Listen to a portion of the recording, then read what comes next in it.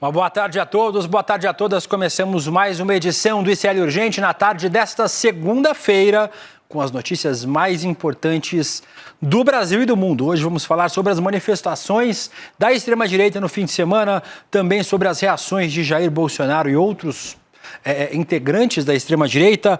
Vamos falar sobre Marcos Duval, o senador que agora anda por aí com uma tornozeleira eletrônica, e também pesquisas eleitorais, tudo isso até às 5h30 da tarde na companhia de todos vocês e também na companhia dela que hoje está de volta, Laura Couto. Boa tarde, obrigada por acompanhar mais uma segunda-feira. Boa tarde, William. Muito bom estar de volta. Boa tarde para você que está nos assistindo pelos canais do Instituto Conhecimento e Liberta e Eduardo Moreira no YouTube. E para você que está nos ouvindo pela Web Rádio São João em Quixadá e para você que está nos ouvindo pela Rádio Cultural FM no Rio Grande do Sul. Vamos lá, William? Vamos começar, Laura, com más notícias para Jair Bolsonaro. O ex-presidente Jair Bolsonaro pode ter descumprido medidas cautelares novamente impostas pelo STF. No domingo, o Bolsonaro participou destes protestos que a gente falou para vocês, que a gente vai se aprofundar sobre eles daqui a pouco, de uma videochamada com o Flávio Bolsonaro, o filho do Jair. Estão vendo imagens aqui atrás de mim do momento em que o Bolsonaro está em casa, porque ele está de tornozeleira eletrônica, não pode sair de casa nos fins de semana, e participou da manifestação através de uma chamada de vídeo. Só que esse momento foi postado nas redes sociais do Flávio, o filho do Jair Bolsonaro, senador. E segundo o entendimento de muitos advogados, esse momento seria mais uma quebra das medidas cautelares, mais uma violação das medidas cautelares impostas pelo STF. Nos próximos dias, o STF deve se manifestar se realmente a ação do Bolsonaro e do filho, principalmente, de postar o vídeo nas redes sociais, caracteriza essa quebra das medidas cautelares. Se caso o Alexandre de Moraes entenda que as medidas foram descumpridas, foram quebradas, o ex-presidente Jair Bolsonaro pode ir para a cadeia, em prisão preventiva. Vamos lembrar que há pouco tempo atrás o Jair já descumpriu medidas dando entrevistas, participando de entrevistas e as entrevistas postadas nas redes sociais de seus aliados. Então, o Jair Bolsonaro, dessa vez, pode ter descumprido medidas que levem ele para a cadeia. Por enquanto, prisão provisória, caso esse seja o entendimento do ministro Alexandre de Moraes e do STF. O Bolsonaro fez essa participação, mas não fez a participação para tanta gente quanto ele esperava. A manifestação desse fim de semana não teve a adesão esperada, foi muito inferior às manifestações, ao auge das manifestações de rua da extrema-direita em todo o Brasil. Segundo a metodologia do Monitor do Debate Público do SEBRAP, em parceria com a ONG More in Common, o ato em apoio a Bolsonaro na Avenida Paulista reuniu no máximo, no pico, 37.600 pessoas. Laura, explica pra gente um pouco dessa metodologia, como é que chegaram a este número? William, essa contagem foi feita no momento de pico da manifestação, aproximadamente às 3h30 da tarde. A metodologia utilizada consiste em fotos aéreas analisadas com inteligência artificial com uma margem de erro de 12%, ou seja, indica um público entre 33 e 42 mil pessoas. Mas, ao que tudo indica, essa manifestação está longe de ser uma vitória bolsonarista, porque mesmo com um público superior ao último ato pró-Bolsonaro, que aconteceu em junho e reuniu só 12 mil pessoas na Avenida Paulista, em fevereiro do ano passado, outra manifestação convocada aqui na Avenida Paulista reuniu mais de 185 mil pessoas. Para uma cidade onde o Bolsonaro ganhou em 2022, definitivamente não é o que a cúpula bolsonarista esperava, né, William? Certamente, Laura. Eu não acho as manifestações pequenas. Foram manifestações com muita gente nas ruas. Mas, obviamente, se a gente comparar com o ápice do bolsonarismo, da extrema-direita, em especial com o que a gente viu nos últimos anos, o bolsonarismo conseguia colocar muita gente nas ruas. Era a única força política, na verdade, que conseguia colocar muita gente nas ruas. Mas parece que esse apoio a Jair Bolsonaro tem miado. A expectativa é que, pouco mais de 1 mês, 2 meses, Bolsonaro seja preso, seja condenado pelo STF pela participação na trama golpista, por ser o artífice do golpe de Estado, e aí seja condenado à prisão e seja preso. Me parece que é um ensaio a esse movimento. As pessoas sentiram que há um movimento positivo nas redes sociais em relação ao bolsonarismo, mas ainda assim, como a gente vai ver em pesquisa daqui a pouquinho, não foi tão bom assim para o Bolsonaro. A gente certamente vê aí os últimos suspiros da extrema-direita em manifestações de rua. Um movimento maior, claro, deve acontecer quando o Jair for efetivamente preso já que não me parece que uma anistia vai ser aprovada e o Jair vai se livrar da cadeia. Agora, você que está assistindo e acompanha as manifestações de ontem, sentiu uns desfalques importantes nessa manifestação de rua. Algumas das ausências chamaram a atenção mais do que as presenças. O governador Tarcísio de Freitas não compareceu porque tinha um procedimento médico agendado.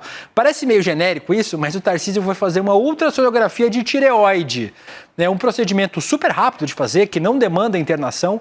Ele poderia ter feito e ter participado da manifestação mesmo assim, mas decidiu não ir. No palanque, o Silas Malafaia percebeu a ausência do Tarcísio e fez uma provocação. Cadê aqueles que dizem ser a opção no lugar de Bolsonaro? Cadê eles? Onde é que eles estão? Era para estar aqui, minha gente. Sabe o que é que fica aprovado? O que fica aprovado é isso aqui. Até aqui, Bolsonaro é insubstituível. Insubstituível.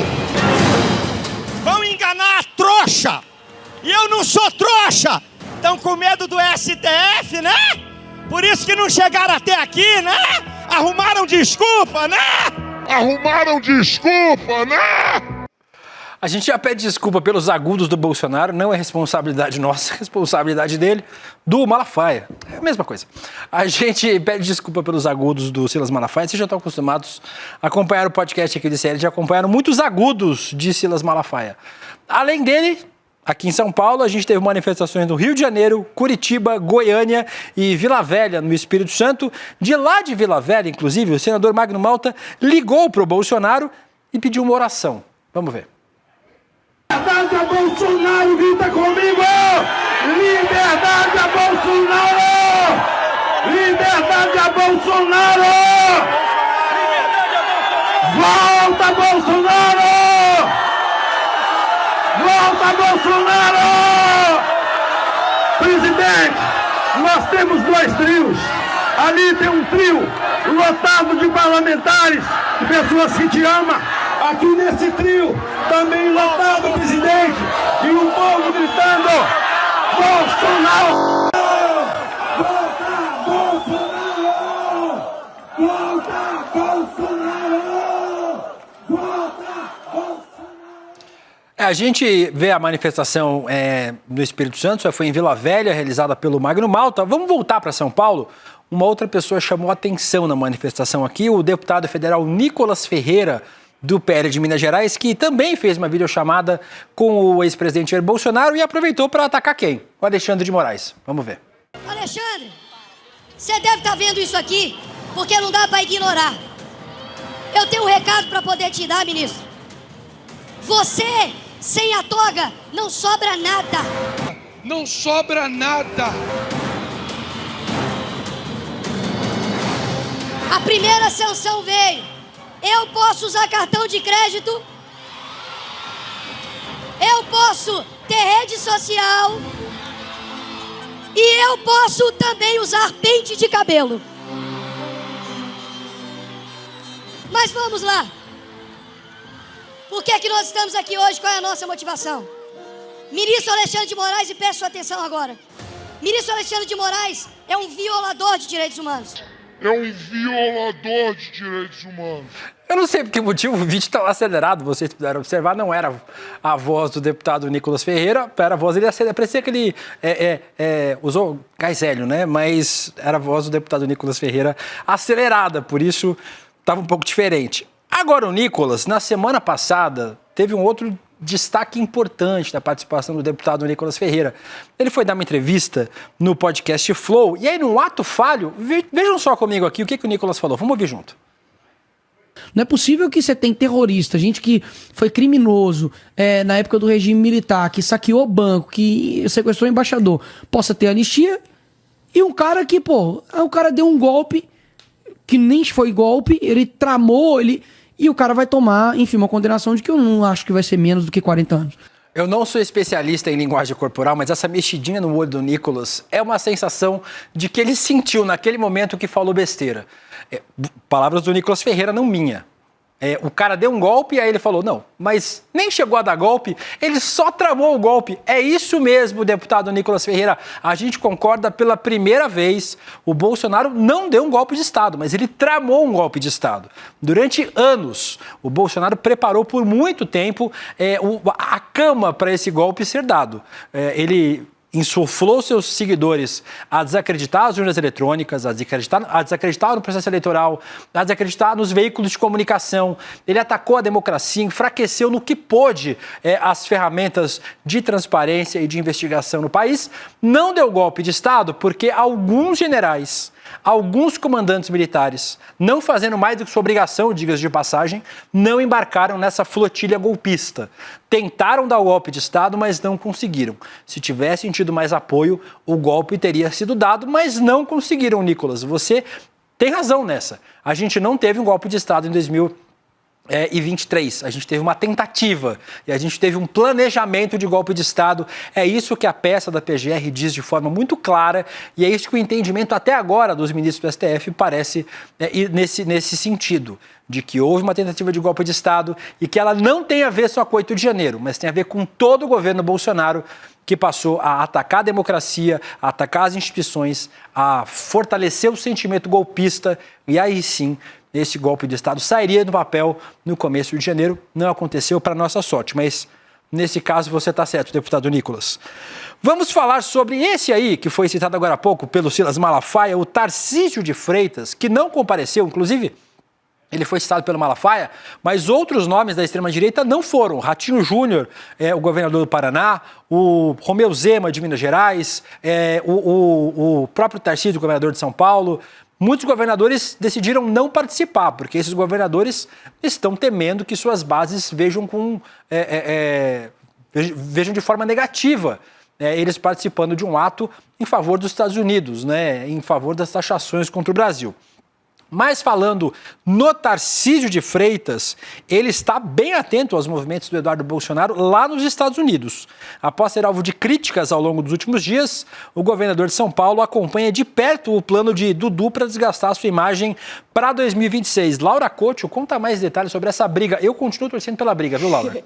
William, de bobo o Tarcísio não tem nada, né? Nesse vai e vem de amor e ódio com a família Bolsonaro, o governador de São Paulo também conta com o contraponto de 2 importantes avalistas junto à Casa Branca. São eles o Roberto Campos Neto, ex-presidente do Banco Central, que foi indicado pelo Bolsonaro, e o Maurício Claver Carone, que é enviado especial dos Estados Unidos para a América Latina e um importante auxiliar do Trump. Segundo interlocutores de Tarcísio, a dupla tem buscado colocar panos quentes nessa disputa política dentro da direita brasileira, causada principalmente pelo Eduardo Bolsonaro. Além disso, o Campos Neto e o Carone também buscam justificar a atuação do governador de São Paulo em defesa dos setores da economia que vão ser impactados pelo tarifácio. Ainda assim, no entorno do Tarcísio, ninguém esconde esse incômodo com a ofensiva do Eduardo contra o governador de São Paulo. Mas a avaliação ainda é de que qualquer desgaste com o presidente norte-americano não vai ter um efeito negativo na sua reeleição para governador de São Paulo. E o conflito também pode ser resolvido em uma eventual candidatura presidencial do Tarcísio em 2026, que ainda não foi confirmada pelo governador. Laura, existe uma diferença. A família Bolsonaro não tem mais nada a perder. Os Bolsonaro sabem que o Jair Bolsonaro vai ser preso, que o Eduardo, se voltar para o Brasil, também será preso, com toda a razão. O Jair Renan, não tem muita participação no jogo. O Carlos Bolsonaro tem suas limitações, inclusive, de participar da prática política. E o Flávio Bolsonaro tem os seus enroscos na Justiça do Rio de Janeiro. A gente não sabe, inclusive, por que esses enroscos não caminham na Justiça. Mas os governadores, que ainda têm o que disputar, o que jogar, para esses governadores é difícil. Os deputados podem participar, porque os deputados não precisam ter a maioria dos votos. Eles têm que reafirmar a sua base eleitoral. Se o deputado teve 200 mil votos, 300 mil votos, ele precisa reforçar essa base. Fazer de novo 300 mil, 400, 500 mil. Ser radical para esses deputados não é um problema. Eles sabem que daqui a pouco tem eleições, vão ser eleitos de novo nessa esteira da extrema-direita. Agora, para quem pretende disputar cargo majoritário, defender tarifa contra o Brasil, defender ataque contra a soberania nacional é um problema. Então a gente vê os governadores receosos, com razão, porque estão tentando fazer o mínimo, fazer política, né? Fazer política em defesa do Brasil e contra as tarifas de Donald Trump, defendendo a nossa economia. Aqui em São Paulo, por exemplo, produtor de laranja, produtor de café, produtor de carne bovina, o Estado pode ser muito prejudicado caso as tarifas aumentem, caso as tarifas efetivamente acabem atrapalhando as exportações brasileiras para os Estados Unidos. Então, os governadores, atentos a esse movimento, obviamente, tentam impedir que as tarifas sejam tão danosas. Por isso, espertamente, não participaram deste movimento. Quem não é tão esperto assim é o Marcos Duval, o senador da SWAT, né, como ele é conhecido, foi recebido pela Polícia Federal ao desembarcar em Brasília por volta das 6h30 da manhã desta segunda-feira. O parlamentar está voltando dos Estados Unidos, onde foi passar o recesso parlamentar, foi lá curtir os parques da Disney, né? Tem fotos dele com o Mickey passeando pelos parques lá de Orlando, usando o seu passaporte diplomático, mas descumprindo uma decisão do STF. O Alexandre de Moraes, o ministro, já tinha determinado, estão vendo aí o Marcos Duval com sua camisa de Marcos Duval lá num parque em Orlando. O senador já teve o seu passaporte apreendido, mas continuava com o passaporte diplomático e achou que não teria problema nenhum viajar para fora do Brasil usando esse passaporte e ainda mais fazer vídeos provocando Alexandre de Moraes. O que acontece agora com o Marcos Duval com o seu novo adereço no tornozelo, Laura? William, por ordem do ministro do Supremo Alexandre de Moraes, agora o senador Marcos Duval vai ter que usar tornozeleira eletrônica. O recolhimento domiciliar obrigatório do Marcos Duval é no período noturno das 7 da noite às 6 da manhã e nos fins de semana. A única exceção é quando houver uma sessão no Senado que ultrapasse esse horário limite das 7 da noite. A ordem do Moraes aplica também o bloqueio dos bens, contas bancárias, chaves Pix e cartões de crédito do senador. Além disso, toda a verba de gabinete do Duval também vai ficar congelada. O ministro do Supremo ainda reforçou a proibição do uso de redes sociais e o cancelamento do passaporte diplomático do Duval, que finalmente foi recolhido pela Polícia Federal. Na decisão, o Moraes afirmou que a conduta do senador demonstra uma absoluta afronta à determinação do Poder Judiciário e que o parlamentar burlou as medidas cautelares impostas. O Duval tá achando que tá na Disney, né, William? Usando o meme, só que não no Rio de Janeiro, aqui é Brasil, não é Disney, viu, Duval? Ao ser abordado pela Polícia Federal, no aeroporto, o senador reclamou de ser perseguido pelo ministro Alexandre de Moraes e disse de forma repetida que havia comunicado diversas autoridades sobre sua viagem de férias aos Estados Unidos. Mas não basta, né?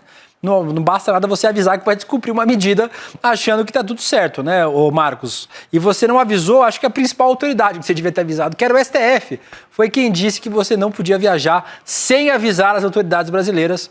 Então o Marcos Duval aí sofrendo o peso da sua responsabilidade. Em nota, a defesa do senador afirmou que repudia a narrativa que teria havido descumprimento da medida cautelar e argumenta que em nenhum momento ele esteve proibido de ausentar o país. Realmente não esteve, ele só precisava avisar das viagens ao STF, mas não o fez.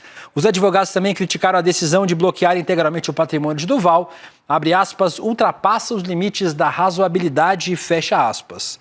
A nota termina com a afirmação de que a defesa confia no Senado, que o Senado Federal adotará medidas firmes para restaurar a normalidade institucional e resguardar as garantias indispensáveis ao exercício do mandato parlamentar.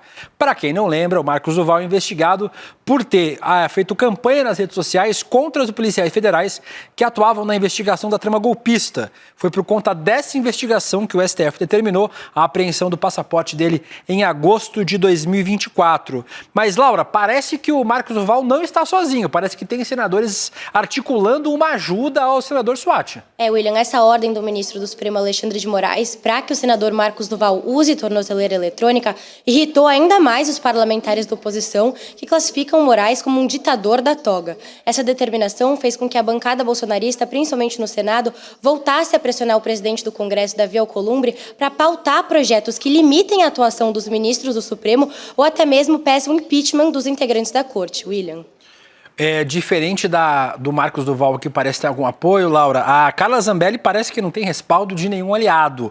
A deputada federal está abandonada numa cela em Roma, na Itália, mas mesmo assim continua tentando salvar a própria pele. A Zambelli está articulando de dentro da prisão um plano desses do Cebolinha, assim, um plano infalível para poder driblar a própria extradição da Itália.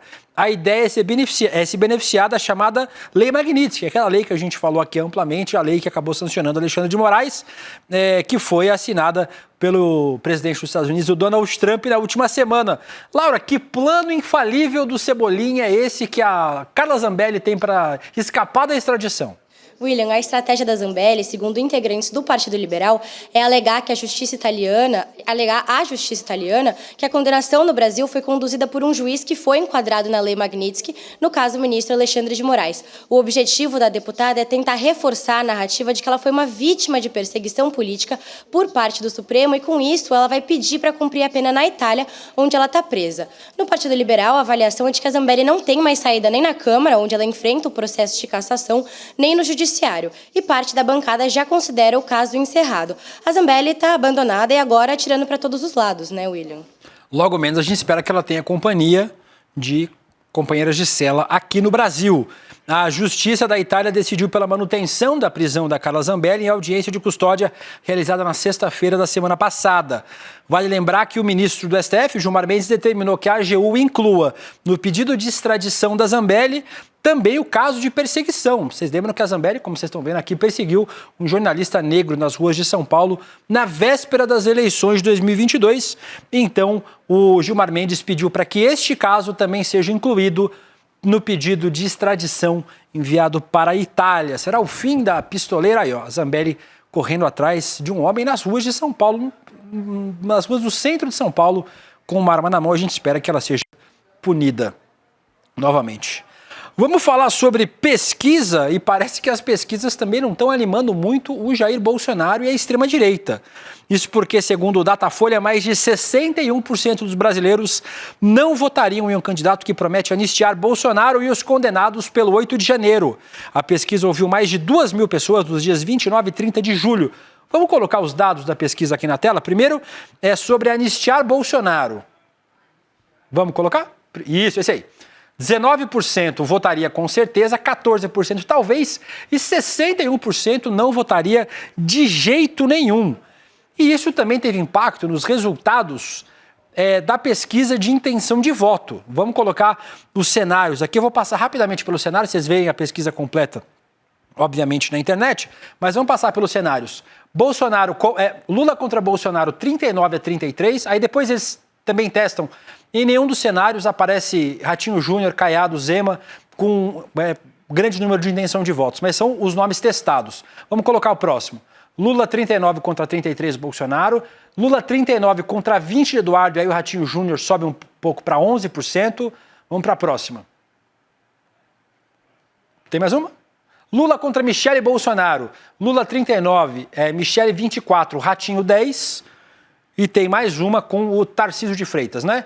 Lula 38, Ratinho 21, Tarcísio de Freitas 21 e Ratinho Júnior 12%. São cenários testados de primeiro turno e testaram um cenário de segundo turno entre Lula e Jair Bolsonaro. Aqui mostra o Lula, então, na frente de Bolsonaro. Lembrando, houve um momento ali em que o Bolsonaro, ainda empatado na margem de erro, o Bolsonaro ficava na frente do Lula, mas agora o presidente Lula volta a ultrapassar o Bolsonaro na pesquisa de segundo turno, mas a gente sabe que não vai ter segundo turno com Bolsonaro, visto que ele vai estar inelegível e preso no ano que vem. Ainda sobre as pesquisas, o Bolsonaro tem más notícias. Em uma conversa que teve sobre o levantamento mais recente feito pelo PL, não esse do Datafolha, mas um levantamento interno feito pelo PL, o ex-presidente recebeu um alerta sobre o desempenho da Michele Bolsonaro. Não para de ter más notícias para o Jair, Laura. William, o Jair Bolsonaro ouviu hoje que a Michele é a figura da direita que tem o melhor desempenho nas urnas contra o Lula. Tendo em vista essa alta da rejeição que o Bolsonaro enfrenta, foi destacado por esse levantamento do Partido Liberal que a ex-primeira-dama Michele tem o potencial de performar melhor nas urnas do que o Jair, contradizendo um pouco os dados que a gente viu do Datafolha. O Jair também ouviu hoje que a a Michelle desponta com mais intenções de voto do que o Tarcísio de Freitas, do governador de São Paulo, William. Será que o PL vai apostar todas as suas fichas mesmo na Michelle em 2026? Acho muito difícil. Eu acho que o Tarcísio continua sendo o nome favorito, apesar de ter se queimado bastante agora nessa história do tarifaço. O Tarcísio ainda continua sendo o nome favorito da extrema-direita. O Eduardo não pode ser candidato, o Flávio dificilmente vai ser candidato para perder o foro privilegiado, então dificilmente o nome da Michelle vai acabar engatando no bolsonarismo. O nome, para mim, continua sendo do Tarcísio. Aproveitando que a gente falou do Tarcísio e de tarifas, vamos falar sobre o tarifaço de Donald Trump. Hoje o presidente Trump fez mais uma ameaça de aumento de tarifas com justificativas políticas. E a ameaça dessa vez não foi contra o Brasil, gente, foi contra a Índia. Uma outra letrinha dos BRICS. Em publicação no Truth Social, a rede social do próprio Trump, ele disse que vai aumentar substancialmente a tarifa sobre exportações indianas para os Estados Unidos devido à compra de petróleo russo. O aumento exato não foi informado. Vamos colocar o post do Trump? A Índia não está apenas comprando enormes quantidades de petróleo russo, mas também, com grande parte do petróleo adquirido, está revendendo no mercado aberto com altos lucros. Eles não se importam com quantas pessoas na Ucrânia estão sendo mortas pela máquina de guerra russa. Por isso, aumentei substancialmente a tarifa paga pela Índia aos Estados Unidos. Rapaz, e sobre a máquina de matar gente na Palestina? Aí o Donald Trump não tem nada a dizer. Sobre milhares de pessoas mortas, inclusive muitas crianças, pela Palestina. Inclusive, quem compra petróleo da Rússia é a Turquia, aliada dos Estados Unidos na Europa. E também, mas aparentemente, a Turquia não vai ser sancionada de forma dura. Na semana passada, o Trump já tinha anunciado uma nova taxa de 25% sobre as exportações indianas, surpreendendo Nova Delhi, depois de meses de negociação acabarem fracassando.